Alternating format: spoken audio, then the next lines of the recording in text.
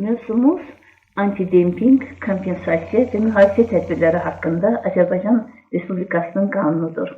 31 may 2016-cı il 261 sayılı qanun. Bu qanunla bağlı çoxsaylı mesajları nəzərə alıb, əvvəlcə giriş etmək istəyərdim. Yəni, qanun nə barədədir? Bunun üçün biz Gömrük Məcəlləsinə müraciət edəcəyik. Gömrük Məcəlləsinin 2-ci maddəsi adlanır gömrük işi və gömrük tənzimlənməsi. Dərhal birinci alt bəndə baxırıq. Qeyd olunub, gömrük işi gömrük sərhədindən keçirilən mal və nəqliyyat vasitələrinə münasibətdə gömrük tarif tənzimlənməsindən, ardınca qeyd olunur. Xarici ticarət iştirakçıları tərəfindən qanunvericiliklə müəyyən edilən qadağa və məhdudiyyətlərə riayət edilməsi üzrə topludan ibarətdir. Baxın, biz artıq gömrük tarif tənzimləməsi nədir, onu bilirik. Bununla bağlı biz Gömrük Məcəlləsinin 224-cü maddəsində gömrük orqanları tərəfindən tutulan ödənişlər barədə kifayət qədər video dərslər hazırlamışıq. Düzdür, bəzən qeyd olunur ki, gömrük tarif tənzimləməsi deyəndə məhz gömrük rüsumlarının məcmusu nəzərdə tutulur. Amma bu fikir mənim fikrimcə yanlışdır. Çünki tarif sözünün öz mənası dərəcə deməkdir. Yəni, müxtəlif ödənişlərə görə dərəcə deməkdir. Ona görə də gömrük tarif tənzimləməsi deyəndə ümumiyyətlə sərhəddən keçirilən mal və nəqliyyat vasitələrinə münasibətdə gömrük orqanları tərəfindən tutulan ödənişlərin növləri nəzərdə tutulur. Bu gömrük işi ilə bağlı 2.1-ci alt bəndin 2-ci hissəsi qeyd edir, bayaq dediyimiz kimi, xarici fəaliyyət iştirakçılarının qanunvericiliklə müəyyən edilən qadağa və məhdudiyyətlərə riayət etməsi. Baxın, bu isə qeyri-tarif tədbirləridir. Deməli, gömrük işi tarif tənzimlənməsindən, qeyri-tarif tənzimlənməsindən və digər vasitələrdən ibarətdir. Qeyri-tarif tənzimlənməsi, bax, bu qadağa və məhdudiyyətlərə riayət edilməsini təmin edən üsullar toplusundan ibarətdir. Bizim bugün haqqında danışacağımız qanunda antidemping, kompensasiya və mühafizə tədbirləri haqqında Azərbaycan Respublikası qanunu məhz qeyri-tarif tədbirlərinin bir hissəsidir. Bax, belə demək olar. Çünki qeyri-tarif tədbirləri özü çox geniş anlayışdır.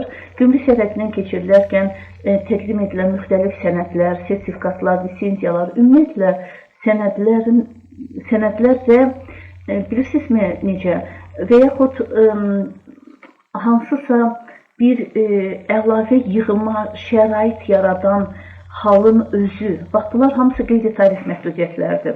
Məsələn, tutaq ki, gözləmədiyi halda bir ölkənin xarici iqtisadi fəaliyyət iştirakçıları digər ölkədə əlavə bir yığımlarla qarşılaşırlar. Bax, bunların özləri də, o əlavə yığıma şərait yaradan halların özləri də qeyri-tarif tədbirləridirlər. Yəni, demək istəyirəm ki, qeyri-tarif tədbirləri anlayışı çox genişdir. Amma bizim bu qanunun özü də qeyri-tarifin bir tərkib hissəsidir. Qanunda nə tənzimlənir? Qanunda tənzimlənir əgər Azərbaycan Respublikasına yerli istehsalçılara zərər vuran və yaxud zərər vurma təhlükəsi yaradılan idxal varsa və yaxud subsidiyalaşmış idxal varsa və yaxud hansı məhsulla bağlı həddindən artıq artmış idxal varsa, bu zaman bu qanunun müddəaları tətbiq edilir. Yəni, əgər Azərbaycan Respublikası ərazisindən mallar idxal olunursa və bu yerli istehsalçılara zərər vura bilmə təhlükəsindədirlərsə, bu adlanır dempingli idxal. Deməli, qanun dempingli, subsidiyalaşmış və artmış idxalla bağlı qaydaları tənzimləyir. Deməli, ilk növbədə nəzər yetiririk. Dempingli idxal nə deməkdir? Dempingli idxal bu haqda qanunun 1.0.6-cı alt bəndində yazılıb. Qeyd olunur. Əgər Azərbaycan Respublikası ərazisinə idxal olunan mallar normal dəyərindən aşağı qiymətə idxal edilirsə, bu dempingli idxaldır. Bunu başa düşmək üçün normal dəyər anlayışına da müraciət edəcəyik. Normal dəyər anlayışı da qanunda öz əksini tapmışdır. Qeyd olunur. Normal dəyər oxşar malın mənşə və ya ixrac ölkəsinin daxili bazarındakı adi ticarət dövriyyəsindəki satış qiymətidir. Əgər bizə tələbələr də ali məktəbdə bu fənn üzrə tədris alan tələbələr də baxırsam, onların nəzərinə çatdırım ki, deməli, mallar ya mənşə ölkəsindən, ya da ixrac ölkəsindən idxal olunur dövlətin ərazisinə. Məsələn, tutaq ki, Fransa istehsalı olan məhsullar İspaniyadakı sərgidən Azərbaycana idxal olunmuşdur. İspaniyadan deməli gəlirsə, bu artıq ixrac ölkəsi sayılacaq. Fransadan gəlirsə, bizim misalda bu artıq mənşə ölkəsindən hesab ediləcək. Deməli, normal dəyər, qeyd etdiyimiz kimi, həmin malın mənşə və yaxud ixrac ölkəsindəki ticarət dövriyyəsinə satış qiymətidir. Baxın, bununla bağlı bizim bu gömrük orqanlarında xidmətə hazırlaşan tələbələrimizə bir əlavə məlumat kimi nəyə qeyd eləmək istəyirəm? Malın gömrük dəyərinin təyin edilməsində iki sistem var. Bir, normal qiymət anlayışını özündə cəmləyən Brüssel sazişidir. İkincisi isə 1979-cu ilin qatın 7-ci maddəsinin müddəalarıdır. Brüssel konvensiyasına görə, bax, burada gömrük dəyərinin təyin edilməsində normal qiymət anlayışı var. Yəni, burada nəzərdə tutulur ki, sərbəst rəqabət şəraitində müstəqil alıcı ilə satıcı arasındakı qəbul edilən qiymət. Bir də var sövdələşmə qiyməti, bu 1979 bayaq dediyim kimi qatın 7-ci maddəsi ilə əlaqədardır. Sövdələşmə qiyməti deyəndə biz artıq bunu tarif haqqında qanundan da bilirik. Faktiki ödənilmiş və yaxud ödəniləcək qiymət başa düşülür və bu qiymətə artıq müxtəlif komisyon xərclər, konteynerin, taranın və s. dəyəri daxildir. Yəni, bu sözləşmə qiymətinə daxil olan qiymətlər haqqında biz tarif haqqında qanun şərhində qeyd eləmişdik, hansı qiymətlər daxildir. Yəni, demək istəyirəm ki, malın gömrük dəyəri ilə bağlı iki müddəa mövcuddur və əsasən hal-hazırda dünyada sövdələşmə qiymətindən istifadə edilir. Amma gördüyümüz kimi qanunda normal qiymət yazılıb. Normal qiymət yazıldığından və normal qiymətin, normal dəyərin nə demək olduğu da qanunda şərh edildiyindən biz bu qanunda artıq sözləşmə qiymətinə yox, normal dəyər, normal qiymətlə bağlı anlayışın üzərində dayanacağıq. Təkrar edirəm, normal dəyər həmin oxşar malın mənşə və yaxud ixrac ölkəsinin daxili bazarındakı adi ticarət dövriyyəsindəki qiymətdir. İndi artıq qanunun növbəti hissəsi məhz antidempinq və mühafizə tədbirlərinin, həmçinin kompensasiya tədbirlərinin tətbiqi əsasları barədədir. Bugünkü video dərsdə biz ancaq antidempinq tədbirlərinin tətbiqi əsasları haqqında danışacağıq ki, yəni video dərsin saatı, vaxtı, dəqiqələri həddindən artıq çox olmasın deyə. İkinci hissə artıq video çəkilişdə kompensasiya və mühafizə tədbirlərinin tətbiqi əsasları haqqında danışacağıq. Deməli, antidempinq tədbirlərinin tətbiqi əsasları barədə.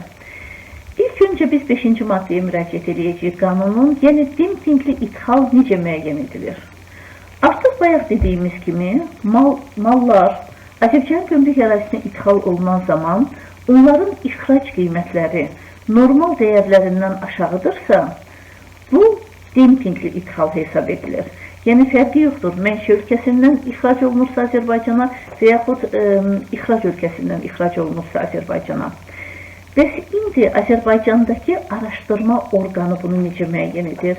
Yeri gəlmişkən, araşdırma orqanı deyəndə Azərbaycan Respublikası ərazisində İqtisadiyyat Nazirliyi nəzərdə tutulur.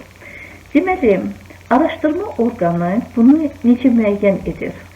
Müəyyən edir əsasən, əgər bu malları Azərbaycana öz ölkəsindən ixrac edən tərəf, yəni həmin ölkədə adi ticarət dövriyyəsində bu malın və yaxud bu malla oxşar malın satışı həyata keçirilibsə, yəni bu satış hətta kifayət edən miqdarda həyata keçirilibsə, bunu müqayisə edə bilir. Yeri gəlmişkən, kifayət edən miqdar nədir? Qanunun 5.3-cü maddəsində göstərilir ki, kifayət edən miqdar deyəndə, yəni Azərbaycana bu maldan nə qədər gətiribsə, onun 5%-dən az olmayan hissəsini öz ölkəsində satışı varsa, bu artıq yetərlidir ki, qiymətlər, dəyərlər müqayisə olunsun. Deməli, ixracatçı öz ölkəsində bu malın satışını həyata keçirirsə, yəni kifayət edən miqdarda heç olmasa həyata keçirilirsə, bu artıq müqayisə oluna bilər. Amma əgər həyata keçirmirsə, yəni bu malın satışı həmin ölkədə həyata keçirilməyibsə və yaxud kifayət edən miqdarda, yəni 5%-dən çox aşağı orada satış həyata keçirilibsə, bu zaman müqayisə edilə bilmir. Həmçinin ola bilər ki, həmin ölkədə müəyyən situasiya ilə bağlıdan, yəni xüsusi vəziyyətdir, həmin ölkədə və yaxud fövqəladə vəziyyətdir. Bununla bağlı araşdırma orqanı demping marjasını müəyyən edə bilmirsə, bu zaman o necə müqayisə aparmalıdır ki, dempingi müəyyən etsin. Yeri düşmüşkə, demping marjası nə deməkdir? Demping marjası qanunun 1.0.7-ci bəndində göstərilmişdir. Yəni, marja malın ixrac qiyməti ilə onun normal dəyəri arasındakı faizlə ifadə olunan fərqdir. Yəni, neçəyə o ölkədədir, neçəyə bu ölkəyə gətirilib. Bax, bu fərqin faizlə ifadəsi demping marjasıdır. Deməli, bayaq dediklərimizin əsasında, əgər satış həyata keçirilmirsə, necə müəyyən edir? Bu zaman araşdırma orqanı həmin malın üçüncü ölkəyə əgər ixracı varsa, həmin üçüncü ölkəyə ixrac qiyməti ilə müqayisə edir. Araşdırma orqanı onun üçün əsas o olar ki, daha asan olar ki, bu malı Azərbaycana ixrac edən tərəf öz ölkəsində bunun satışını həyata keçirsin və o zaman o oradakı qiymətlərdən bura gələn qiyməti, dəyəri müqayisə edə biləcək.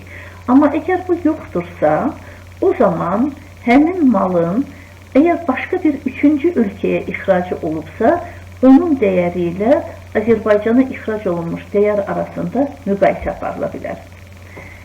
Əgər bu üçüncü ölkə də yoxdursa, bu zaman nə edə bilər? Bu artıq 5.2-ci bənddə yazılıb.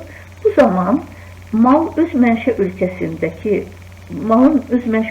istehsal xərcləri nə qədərdirsə, istehsal xərcləri haqqında da əvvəlki dərslərdə danışmışıq ki, nə deməkdir istehsal xərci? İstehsal xərci nə qədərdirsə, onun üzərinə satış xərclərini, mənfəəti, ümumi xərcləri əlavə edib, yəni formalaşdıra bilər ki, bunun qiyməti əslində nə qədər olmalıdır və Azərbaycana hansı dəyərə, hansı qiymətə ixrac olunub. Deməli, əgər dediyimiz hallar yoxdursa, yəni, məsələn, qanunun 5.6-cı bəndində göstərilir ki, əgər söhbət hansı məhsuldan gedirsə, yəni hansı məhsul bizim fikrimizcə dempingli məhsul ola bilərsə, bu məhsulun əgər öz mənşə ölkəsində və yaxud ixrac ölkəsində, onun daxili bazarında bu məhsul satılarkən, orada qiymətlər dövlət tərəfindən tənzimlənirsə və yaxud həmin mallara dövlət inhisarı varsa həmin ölkələrdə, bu zaman nə edilir? Tələbələrimizə əgər aydın deyilsə, mən bunu da başa sala bilərəm ki, biz universitetdə mikroiqtisadiyyat dərslərində keçirik ki, elə məhsullar var ki, onların qiymətləri dövlət tərəfindən tənzimlənir. Yəni, əslində malın qiyməti tutaq ki, 5 manat olmalıdır, amma dövlət onu 7 manat müəyyən eləyir. Bu da elə sahibkarı həvəsləndirmək məqsədi daşıyır. Məsələn, tutaq ki, taxılın 1 kiloqramı 20 qəpikdirsə və taxılı yetişdirən şəxs bunu yetişdirmək istəmirsə, o zaman dövlət onun qiymətini 35 qəpiyə müəyyən edə bilər ki, səndən bu 35 qəpiyə alınacaqdır. Yəni, bu artıq dövlət tənzimlənməsi deməkdir və yaxud dövlət inhisarı deməkdir. Yəni, burada o məsələ nəzərdə tutulur ki, əgər araşdırılan mallar öz ölkələrinin satış dövriyyəsində dövlət inhisarına məruz qalıblarsa, bu zaman araşdırma orqanı müqayisə üçün hansı qiyməti götürməlidir? Bu zaman müqayisə üçün 5.6-cı bənddə qeyd edildiyi kimi, o üçüncü ölkədə həmin malın qiyməti ilə müqayisə edə bilər və yaxud üçüncü ölkədən başqa bir ölkəyə ixrac zamanı müəyyən edilən qiymət əsasında müəyyən edə bilər. Deməli, biz ümumiyyətlə bu 5-ci bənd haqqında danışırıq hal-hazırda və 5-ci maddəsi haqqında qanunun. Burada elə bilin ki, hər alt maddədə müəyyən edilir ki, yəni əvvəlki qaydada müəyyən edilə bilməsə.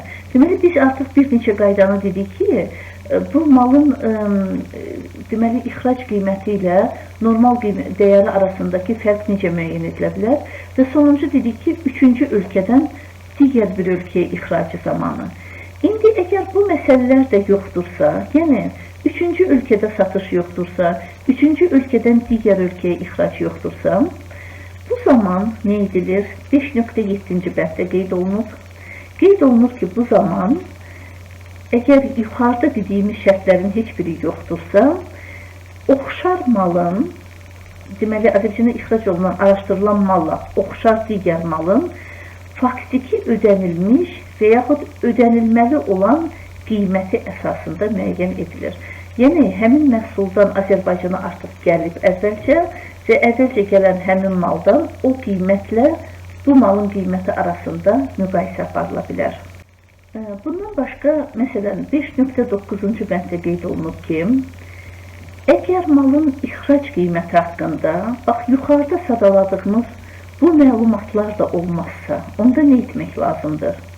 Həmin ixracatçının üçüncü şəxslərlə əlaqəsi olduğundan, yəni o mənada ki, məsələn, biz deyirik ki, üçüncü ölkəyə satış qiyməti ilə müqayisə oluna bilərdi, amma məlum olur ki, üçüncü ölkəyə satış həyata keçirdiyi şəxslərlə qarşılıqlı asıllıqda olan şəxslərdir bunlar.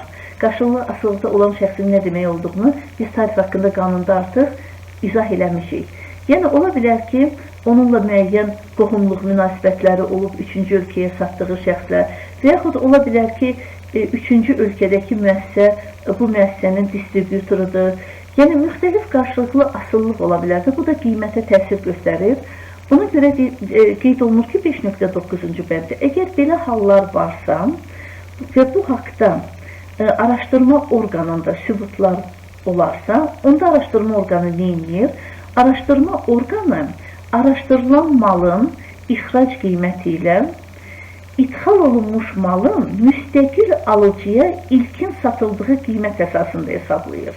Yəni, bunun da mənası, cümlələr bir qədər mürəkkəb görünə bilər əslində, amma bütün diqqəti cəmləyəndə bunlar çox asan və aydın məsələlərdir.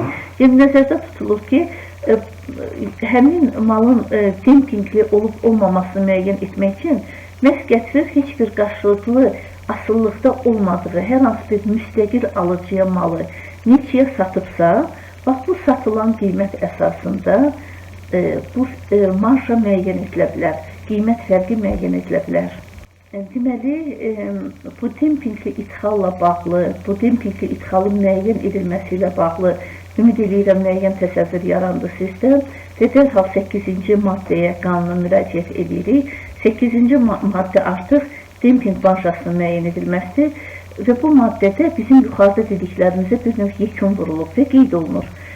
Demping marjası aşağıdakı üsullardan biri ilə müəyyən edilə bilər. İki üsul göstərilir ki, orta normal dəyərin bütün müqayisə olunan ixrac əməliyyatlarının orta qiymətlə müqayisəsi yolu ilə, ikinci də normal dəyərlə ixrac qiymətinin hər bir sövdələşmə üzrə müqayisəsi yolu ilə.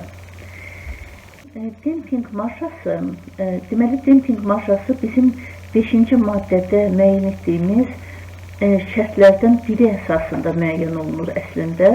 Amma eyni zamanda bu dempingli ithalla bağlı burada 8-ci maddənin sonunda belə bir müddəa var ki, 8.6-da əgər demping marjasının müəyyən edilməsi üçün ixracatçıların və yaxud xarici istehsalçıların sayı həddindən artıq çox olarsa və bu araşdırmanın başa çatmasına, araşdırmanın aparılmasına tamamilə mane olarsa, bu zaman araşdırma orqanı vahid marja müəyyən edə bilər.